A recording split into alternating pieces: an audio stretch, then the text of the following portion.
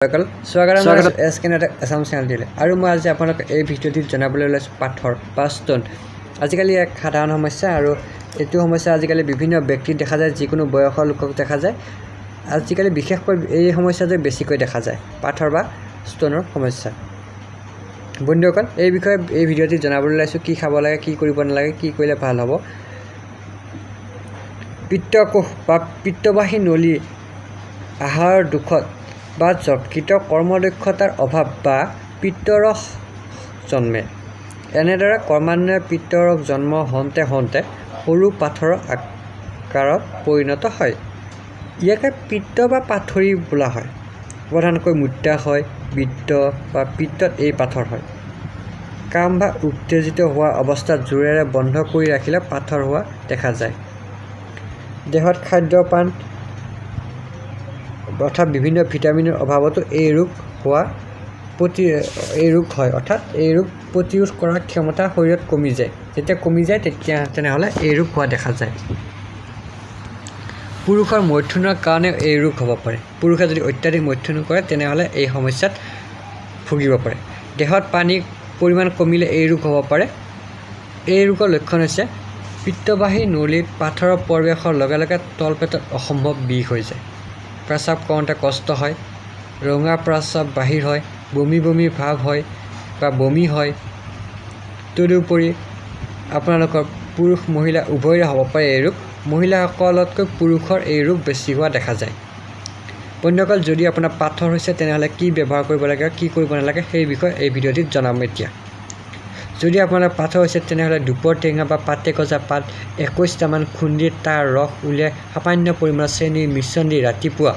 গধূলি একাপকৈ খালে 21 দিন খালে আপোনাৰ পাথৰ ভাঙি প্ৰস্ৰাৱেৰে বাহিৰ হৈ ওলাই আহে তাৰ উপৰিও আপুনি গাজৰৰ ৰস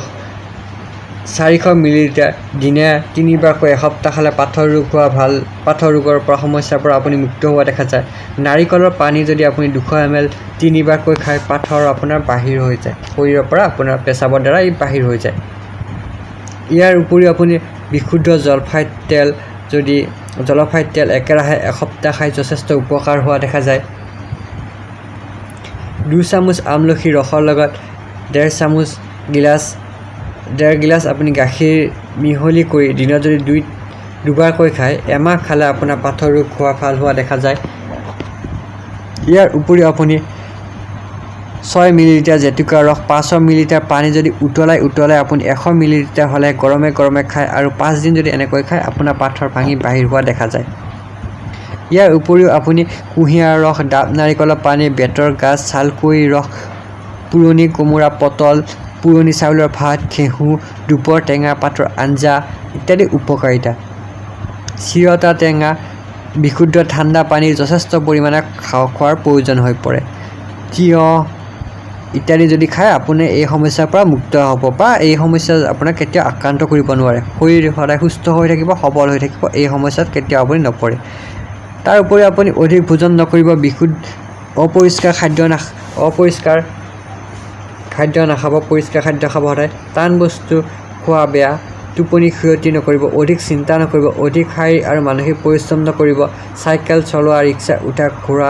উঠা আদি এনেকুৱা ধৰণৰ